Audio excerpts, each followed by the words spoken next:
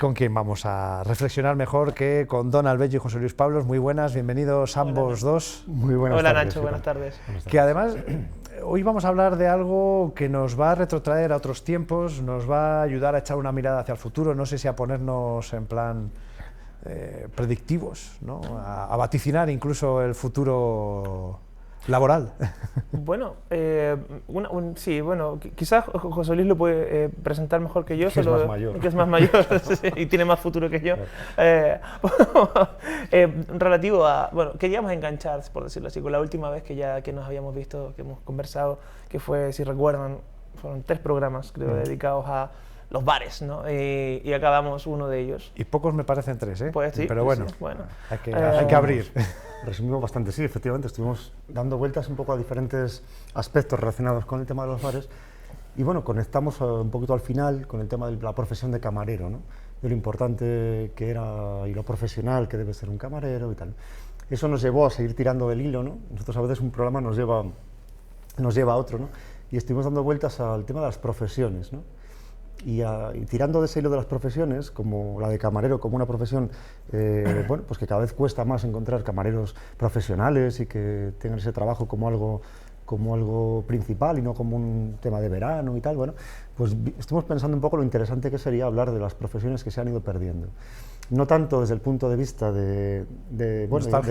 nostálgico, sino de qué profesiones han ido desapareciendo, por qué, y analizar un poquito cuáles pueden ser las profesiones del futuro, ¿no? Sí, porque esto a mí me viene a la cabeza la frase de cuando Dios cierra una puerta, abre una ventana, ¿no? Cuando se cierra una puerta laboral, se abren muchas, teóricamente, ¿no? Cuando se cierra un espacio... Digamos un poco que en toda época ha habido esa sensación de, Dios mío, este adelanto va a quitar muchos puestos de trabajo, ¿no? Y muy pocas veces se ha pensado, o se piensa luego cuando se hace una especie de visión histórica, ¿no? De que realmente, bueno, generalmente el mercado se ha reestructurado. Es verdad que hay momentos puntuales, cuando hablábamos de este tema, lo puedes comentar un poco de los molineros y ciertas crisis que hubo en ese momento, pero siempre cuando llegó el tema de la revolución industrial se pensó, las máquinas van a sustituir al hombre y se van a perder muchos puestos. Bueno, ya van anunciando eso mucho tiempo, es como que, ¿cuántas veces ha muerto la radio? Bueno, si no ha sido por el cine, la televisión, el vídeo, internet, ahí sigue la radio, digo porque me viene a la cabeza la canción, ¿no? Video Kill the Radio Stars. Y se anuncia, pero ahí sigue, y también ocurre en este caso con... Y es verdad que hay momentos en los que ha pasado, ¿no? Que podemos comentar alguna... Sí, bueno, sin ir más lejos, es un tema actual. Podemos empezar a pensar ya en algunos oficios con los cuales ya no convivimos, ¿no? O que convivimos de manera muy tangencial o muy poco frecuente, ¿no? A todos nos genera, incluso a mí, viniendo desde Chile, ¿no? Vi con cierta nostalgia y cierto encanto de repente escuchar a un cuchillero en la calle, ¿no? El afilador. El afilador, perdón, muchas gracias. Sí, aquí es el afilador, además es... Exactamente, ¿no? Y eso, por supuesto, le da una cierta, no solo un toque de nostalgia a las ciudades, ¿no? Sino que también le da, por decirlo así, una sensación de que estás en un sitio de un cierto tamaño, ¿no? Podríamos decir. Uno no va a encontrar un afilador probablemente en el centro de Barcelona, ni en Manhattan, ¿no? ni en el centro de Londres. Bueno, el tipo de sitios donde uno encuentra el sonido de un afilador y que es tan evocativo, ¿verdad? Suele ser en ciudades que son, por decirlo así, a una cierta tamaño, a una escala humana, ¿verdad? Una escala que uno puede controlar. Palencia es un lugar paradigmático en ese sentido, ¿verdad? Las virtudes de esta ciudad, entre otras cosas, tienen que ver con su cercanía, tienen que ver con el hecho de que uno conoce a las personas con las que se encuentra y que, por tanto, esta idea de que muchas de nuestras necesidades se van a cubrir por, digamos, grandes complejos industriales o grandes tiendas muy chic y tal, es un poco ajeno al sitio en el que estamos viviendo en este momento, ¿no? Y entonces, claro, tiene sentido que uno vaya a la cuchillería de toda la vida, o que los curtidos Tomás, ¿no? Por decirlo, es una tienda que me encanta, debo decir, aprovecho de pasar publicidad, ¿no? O volver también al tema de los bares, ¿no? Uno no va a los sitios donde va simplemente porque ahora sea una cosa demasiado especial, ¿no? Es simplemente porque uno se siente como en casa, ¿no? Y la pregunta que uno se puede hacer ahí es, bueno, ¿en qué medida algo se pierde o qué es lo que se gana, por otra parte, cuando ese tejido social, digamos, que los antiguos oficios generan, ¿verdad? Una vez que se van los oficios, ¿qué pasa con ese tejido social? Y por terminar mi pequeña perorata aquí, a propósito de lo que dice José Luis, ¿no? Es decir, esta nostalgia que uno siente y el miedo que uno siente a que las cosas dejen de ser como uno las ha vivido, por nuevas innovaciones, ¿no? Es un miedo constante. Actuales premios Nobel de Economía, por ejemplo, ¿no? De Daron Acemoglu y Simon Johnson, los últimos 2 premios Nobel de Economía, están dedicados a estudiar justamente el problema del progreso. ¿No? ¿Qué significa progresar? Las consecuencias negativas del progreso. O las positivas, ambas, digamos. Bueno, las positivas son más fáciles de ver, creo, o de valorar o de contar. Claro, efectivamente. Bueno, quizás es una cuestión a discutir, ¿no? El primer caso que estudian estos 2 economistas es el tema de los molinos en Inglaterra, justamente, ¿no? Es decir, ¿qué generan los molinos cuando se inventan, ¿no? Pues primero la desaparición de grandes números de puestos de trabajo que antes eran campesinos que se dedicaban a arar la tierra y a transformar el grano en trigo, el trigo en harina, etcétera, con sus propias manos. Requería muchísima fuerza de trabajo, daba muchísimo trabajo a muchas personas, pero una vez que un molino puede lograr el trabajo de 50 personas, ¿verdad?, en una fracción de tiempo y por una fracción del coste, digamos, pues puedes provocar lo que se provocó en Inglaterra, justamente hambrunas, etcétera, porque la tierra pertenecía a unos pocos, ¿no? Pero hay casos positivos también, ¿verdad? El caso del ferrocarril es probablemente el más paradigmático.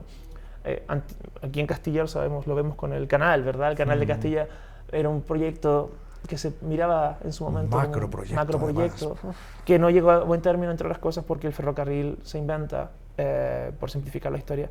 Pero uno podría preguntarse, ¿es una mala invención el ferrocarril? Seguramente no. Ha generado más puestos de trabajo probablemente y mejor conectividad de la que hubiésemos podido soñar, ¿verdad? Si hubiésemos mantenido la vieja forma de hacer trabajos, ¿no? Y ahora, por supuesto, ahí tenemos otros desafíos, ¿no? Sí, estuvimos dando vueltas al tema un poco, a veces vivimos de nostalgias de cosas que nunca pasaron, ¿no? De esa sensación de que cualquier tiempo pasado fue mejor, no, cualquier tiempo pasado fue anterior, pero mejor no necesariamente. Bueno, eso siempre pongo el mismo ejemplo, pero Midnight in Paris es una oda a esa reflexión, a que tú estás añorando la década anterior y tu ídolo está añorando la anterior y tu ídolo de esa época la anterior. Todos tienen referencias anteriores en el tiempo porque cualquier tiempo pasado... Sí, nos preguntábamos también por qué han ido desapareciendo, ¿no? A veces es el propio progreso, ¿no?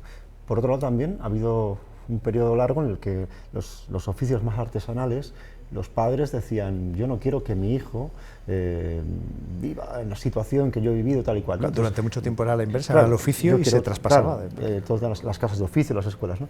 Y mucho tiempo se ha dicho, no, yo quiero que mi hijo sea, vamos a decir algo así, algo más que yo, y que vaya a la universidad y que no esté aquí en el taller de ebanistería haciendo muebles artesanales, ¿no?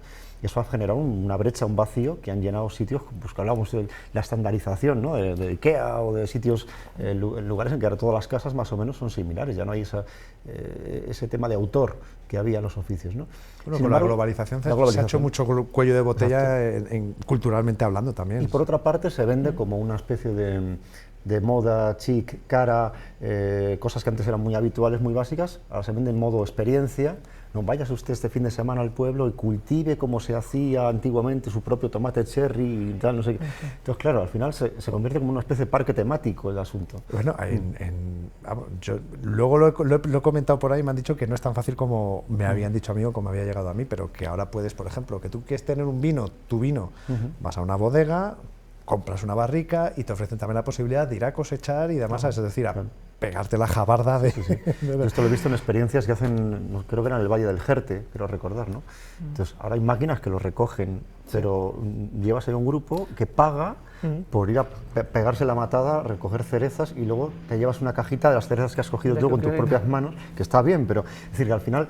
Te saben más ricas, eso seguro. Seguro, solo por el esfuerzo, ¿no? Es la oferta un poco y la demanda, ¿no? Claro. Profesiones que han dicho, bueno, esto está superado por la técnica y se venden como experiencias personales de vuelta a un pasado idílico y tal. El marketing puede vender de todo también. Puede vender de todo, sin duda. Es cierto, las nostalgias siempre son nostalgias probablemente, como decía José Luis, nostalgias de lo que no fue nunca, ¿no? Porque inevitablemente... Sin haberlo vivido lo echamos de menos. Sin haberlo vivido lo echamos de menos, porque como en algunos de los programas que hemos tenido anteriormente, también la memoria tiene ese carácter creativo, evidentemente, ¿no? Y uno echa la vista hacia atrás diciendo, joder, ojalá volvieran esos días en que... Y uno empieza a pensar, bueno, en que bueno, realmente esos días nunca existieron, o si existieron, ¿verdad? Los vivimos también con desde el punto de vista de una experiencia vital que no podemos replicar, que no podemos volver a vivir y por tanto es en alguna medida ese recuerdo que uno tiene es un recuerdo irreal, ¿no? Y a propósito de eso, el marketing profita muchísimo de eso, ¿no? De generarte una experiencia que nunca fue, ¿verdad? Y entonces entramos en lo que uno podría considerar, y la palabra no es un insulto, un absurdo, ¿no? De convertir lo que toda la vida se tuvo y respecto de lo cual quisimos huir, ¿no? Convertirlo ahora en la experiencia de nuestro futuro, ¿verdad? Vuelve al pueblo, ¿no? La antigua Tasca, etc. Hay bares nuevos que se abren, por ejemplo, en ciudades grandes, replican o vuelven a generar el ambiente del teleclub o del bar, y que las antiguas tapas o la nueva cocina es la antigua cocina, ¿verdad? Todo este tipo de cuestiones. Y pasa de nuevo con oficios. Pensemos, si no, digamos, el ejemplo es buenísimo, de grandes tiendas como IKEA, ¿verdad? Sobre pretexto de convertirnos en individuos y de generar nuestras casas a nuestra medida, acabamos, porque son accesibles, ¿verdad?, teniendo casas muy parecidas, ¿verdad? Y todas se parecen a las del catálogo. Exacto, claro. exactamente. Sí. Pues tenemos la estantería Warhol y claro, con nombres impronunciables que luego... Esto no es una crítica, simplemente es el hecho, es cómo funcionan las cosas una vez que este tipo de dinámicas entre oficios y profesiones, digamos, se van generando en el tiempo. Fuera de los oficios veo ese ejemplo en el tema de las bolsas de plástico, que de repente aparcar el carro de la compra de señora de toda la vida y todos con sus bolsas de plástico, y de repente nos hemos dado cuenta que las bolsas de plástico pues se contaminan más, bla bla bla bla bla bla, y ahora lo que mola es volver a llevar el carrito de la abuela para cargar con toda tu compra. Me llama la atención, por ejemplo, en el tema de los oficios, que ahora hasta se hacen ferias de oficios para que podamos ver, y se hacen talleres para que los niños, y a veces los no tan niños, puedan vivir esa experiencia de esculpir en piedra, hacer cestos de mimbre o hacer esteras. Y se convierte un poco en una exhibición, es decir, hablábamos de los mercados medievales, y decíamos de broma un poco, ¿no?, las típicas gominolas medievales. Y tal, en los mercados medievales hay cosas que nunca fueron medievales, pero bueno, esto sería otro tema. Pero aparte de es eso, un buen melón, me lo voy a apuntar. Es interesante. Sí. Entonces, claro, ahí efectivamente se hacen demostraciones de cantería, uno que acuña monedas, el otro, cosas que... Cetrería, tal, ofrece el cucharero, y muy bien, oiga, pero hoy día no es necesario un cucharero. Que yo no digo que no... bien, como curiosidad, ¿no? Pero también hay que ver qué profesiones realmente ya no tienen sentido y no pasa nada. O cuáles actuales dejarán de tener sentido, no tardando mucho, exactamente. Que seguro que ya hay amenazas en el horizonte. Sin duda. Yo por traer una reflexión filosófica, ya que me ponen ahí de filósofo abajo en el título. Esto es una reflexión que ocupó... Ahí estoy. Lo de bello, más falso, ¿no? Pero lo de filósofo quizás. Es bello por parte de padre, perdón. Sí, vamos a entrar. Esta es una reflexión que ocupó de manera muy patente a un filósofo francés muy conocido, a los que están haciendo la selectividad deben odiarle, Rousseau, ¿no? Jean-Jacques Rousseau. Escribió él, fue en 1755, creo, un texto que se llamaba el discurso sobre el origen y fundamentos de la desigualdad entre los hombres, ¿no? Es un nombre muy largo, un texto precioso, que justamente trata esto, ¿no? Intenta explicar cómo es que hemos llegado, digamos, desde una época inicial, digamos, de aparecer hombres en las cavernas, de indolencia, de relativa, digamos, ignorancia mutua, no nos relacionábamos, de repente empezamos a relacionarnos, nos convertimos en tribus, ¿verdad? Y hay un cierto calor humano que se transmite, trabajamos juntos, etcétera, pero de repente en esa evolución, ¿verdad?, empezamos a trabajar más que otros, adquirir más cosas, consumir más, querer diferenciarnos de los demás. Tu pueblo es maravilloso, pero de repente el pueblo al lado ya no lo es, y crece aquello, ¿verdad? Y te conviertes en lo que Rousseau dice, en ciudadano, ¿no? Y fíjate lo que ha ocurrido. Primero, de tener necesidades muy limitadas en el inicio de la historia, ¿verdad? Y dado que tenemos, dice Rousseau, cosas que al parecer son buenas, razón, libertad, lenguaje y trabajo, que son cosas que nos diferencian de los animales, dice Rousseau una cosa muy bonita, dice, todas estas son condiciones de nuestra imbecilidad. Lejos de pensar que eso son cosas buenas, ¿verdad? No, nos llevan por el camino justamente del consumismo, de la individuación, de decir yo soy diferente porque yo llevo esta marca y tú no, ¿verdad? Yo tengo mi casa montada al modo en que yo quiero, el coche con el color que yo quiero, etcétera, que son en principio cosas que uno pudiera aspirar, pero que nos diferencian y que nos vuelven, por decirlo así, en nuestra desigualdad, nos vuelven iguales. No hay nada más que ver, aquí todos andamos con zapatillas relativamente parecidas, ¿no? Con modas parecidas, etcétera, sobre pretexto de convertirnos en individuos, ¿verdad? Y a lo mejor, en el caso de que estamos hablando de esto como pretexto de los oficios, la existencia, pequeña como puede ser todavía de este tipo de escuchar al afilador, ¿no? Nos deja pensando, ¿no? Que quizás deberíamos volver un poquito atrás, ¿no? en este modo de vida que hemos creado. Lo que pasa es que la vida sigue tirando para adelante. Entonces, otra cosa es quien quiera ser afilador. Claro, Es decir, que a lo mejor pensamos que se echa en falta el afilador, hazlo tú. Claro. Los pastores, hay un montón de profesiones que no quiere hacer casi nadie, ¿no? Claro. Pero luego queda otro melón que ya va a tener que ser para otro día, que es las nuevas profesiones, ¿no? Y el tema que teníamos pensado para enlazar el próximo día que tengamos programa es un poco el tema de la inteligencia artificial, principalmente, a qué profesiones afecta, y una pregunta que nos hacíamos, si la inteligencia artificial contribuye al final del arte. Vamos a dar una vuelta a ese tema en los próximos... Así que empalmaremos con las profesiones y lo derivaremos un poco a si la inteligencia artificial es un poco, ha condenado al arte a su... Estamos condenados a que nos reemplacen en general. Se ha nutrido del arte para acabar con el arte. Porque al final no deja de ser un compendio de todo lo que ya existe.